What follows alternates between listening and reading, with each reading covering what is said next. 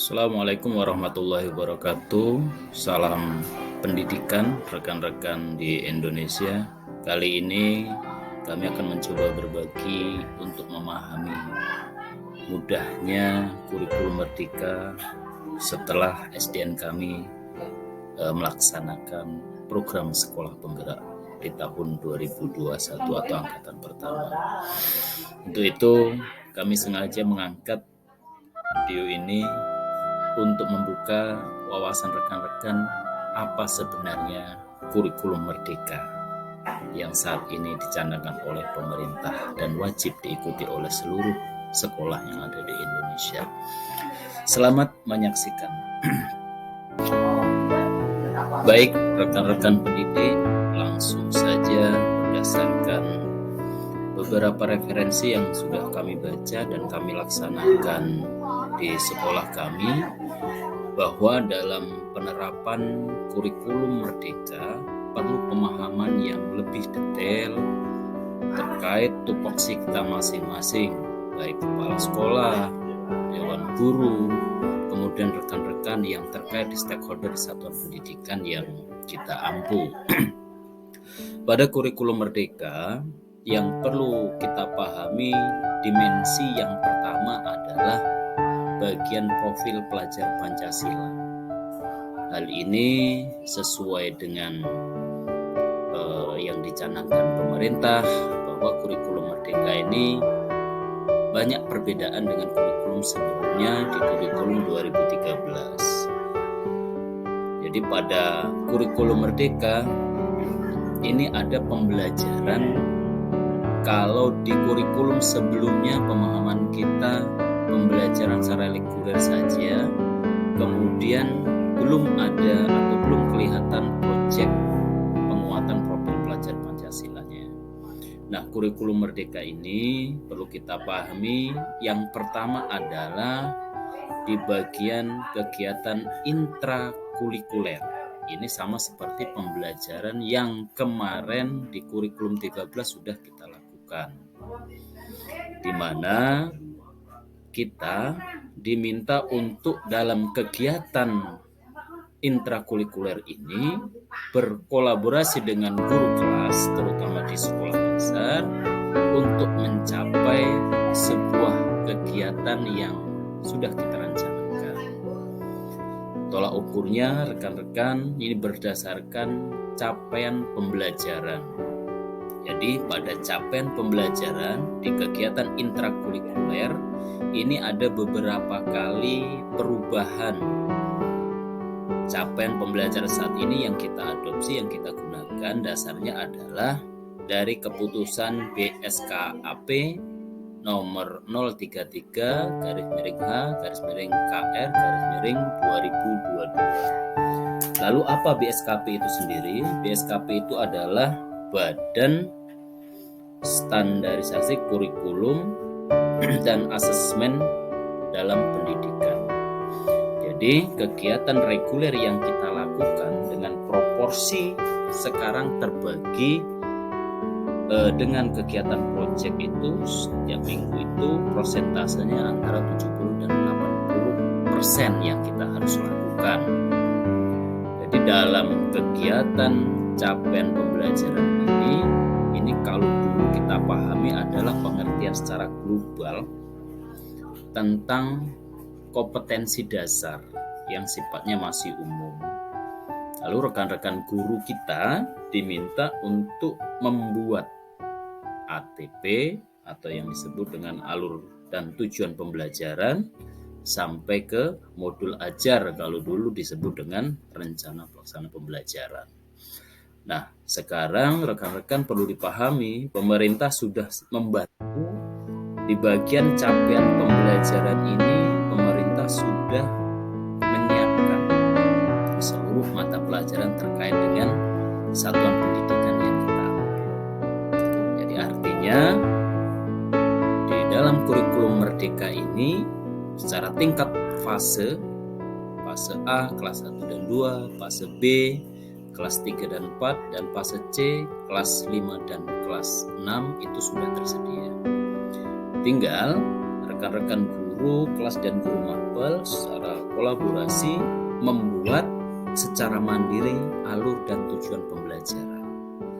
Kemudian dituangkan kembali ke dalam yang lebih khusus adalah modul ajar atau rencana pelaksanaan pembelajarannya.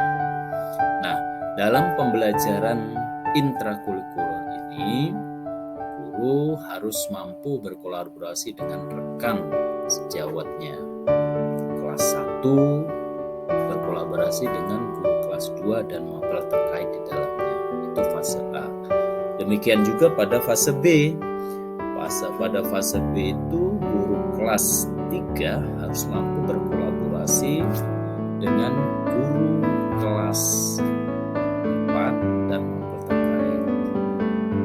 Berikutnya fase C itu guru kelas harus mampu berkolaborasi guru kelas 5 dan guru kelas 6. Nah, untuk itu rekan-rekan, setelah kita pahami tentang kegiatan di intrakurikulernya yang tadi saya sampaikan di awal, pembelajaran ini menyerap persentase waktu antara 70 dan 80%, baru sekarang kita pahami tentang proyek penguatan profil pelajar Pancasila atau yang sering kita dengar sebutan dengan P5. Lalu apa proyek penguatan profil pelajar Pancasila itu? P5 di sini kita harus mampu memahami sesuai dengan tema yang sudah ditentukan oleh pemerintah. Jadi kalau intrakurikuler tadi harus berdasarkan CP, capaian pembelajaran, ke ATP dan M, modul ajar. Nah, pada proyek penguatan profil pelajar Pancasila ini dasarnya adalah tema. Dimana kalau tingkat sekolah dasar yang sudah kami alami ini, pemerintah menyiapkan rekan-rekan ada 7 tema yang bisa kita ambil, bisa kita adopsi untuk dalam pelaksanaannya dalam melaksanakan proyek penguatan profil pelajar Pancasila. Yang di sini rekan-rekan, setelah kita paham tema sesuai dengan tema, maka kita harus membuat modul project. Karena modul project ini rekan-rekan ini terpisah pembelajarannya dengan persentase kegiatan waktunya adalah antara 20 dan 30%. Artinya secara umum bisa dipahami ada satu waktu yang memang ditentukan oleh Bapak Ibu guru cara berkolaborasi dan guru kelas dan guru kelas terkait sesuai dengan fase. 1 minggu itu sekali dilakukan untuk proyek penguatan profil pelajar Pancasila. Nah, bagaimana kita bisa melaksanakan dengan baik? Ya tentu saja diawali dengan sebuah perencanaan. Nah, kembali di perencanaan itu rekan-rekan, kalau di intrakurikuler tadi modul ajar sebutannya minimal ada 3 komponen intinya. Di modul ajar kita itu ada tujuan, ada kegiatan inti, kemudian ada asesmen atau penilaian. Nah, kalau di dalam proyek penguatan profil pelajar Pancasila sesuai dengan tema yang diambil oleh sekolah, setiap 1 tahun itu ada 2 semester. Setiap semester itu minimal ada 2 tema yang kita ambil, maka modul proyek yang harus kita siapkan itu harus memuat komponen tujuan, kemudian dalam pelaksanaan proyeknya, dan kemudian ada juga dalam bentuk asesmennya. Jadi artinya rekan-rekan secara garis besar, kalau capaian pembelajaran itu itu adalah dasar dalam kita pembelajaran reguler atau disebut sekarang intrakurikulernya. Tetapi kalau proyek penguatan profil pelajar Pancasila itu dasarnya adalah tema. Jadi sering kami dengar itu rekan-rekan bingung, P5 itu apakah harus berdasarkan CP? Ternyata tidak. Ternyata dasarnya adalah tema.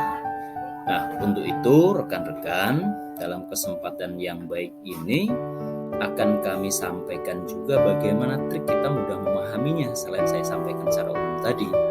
Di mana di tahun ketiga berjalan, tahun kedua maksud kami tahun kedua berjalan sekolah penggerak dengan kurikulum Merdeka ini banyak sekali referensi yang bisa kita ambil sekarang, bisa kita download, bisa kita pelajari, terutama kalau pada intrakurikuler itu bisa kita download pada panduan pembelajaran dan asesmen. Kemudian di bagian proyek penguatan profil pelajar Pancasila itu bisa kita download, bisa kita baca, kita pahami pada panduan proyek penguatan profil pelajar Pancasila. Nah, untuk itu rekan-rekan, ketika kita bicara secara umum kurikulum Merdeka, titik poinnya adalah kita pahami proyek pelajar Pancasila, karena di sini di kurikulum 2013 sebelumnya belum muncul profil pelajar Pancasila itu. Kemudian yang kedua apa? Yang kedua adalah capaian pembelajaran sebagai dasar untuk kita membuat alur tujuan pelajaran sampai modul ajar di dalam kegiatan intrakurikuler atau pembelajaran regulernya. Itu bisa kita baca melalui panduan pembelajaran dan asesmen.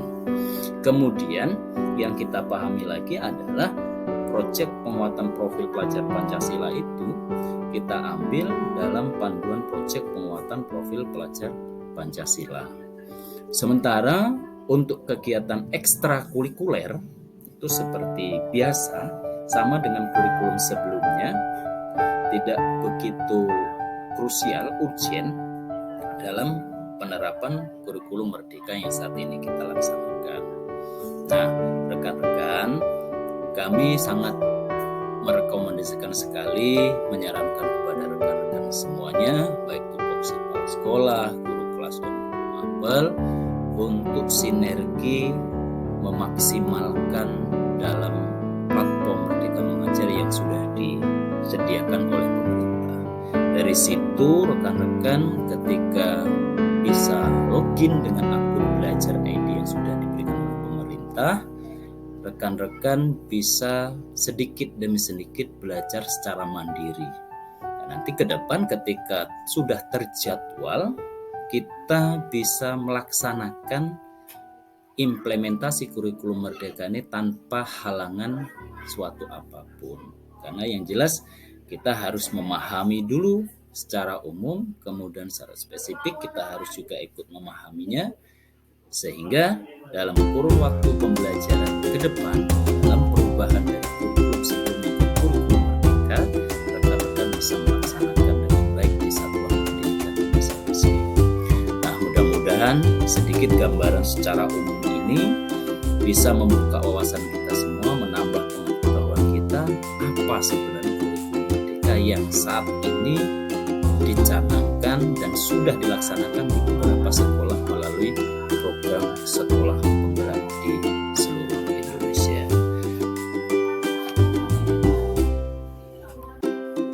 Barang banyak diangkut mobil tronton, pengusaha naiknya pesawat. Terima kasih sudah menonton, semoga bermanfaat. Salam pendidikan sukses untuk kita semua. IKM bersama kita baca. Assalamualaikum warahmatullahi wabarakatuh.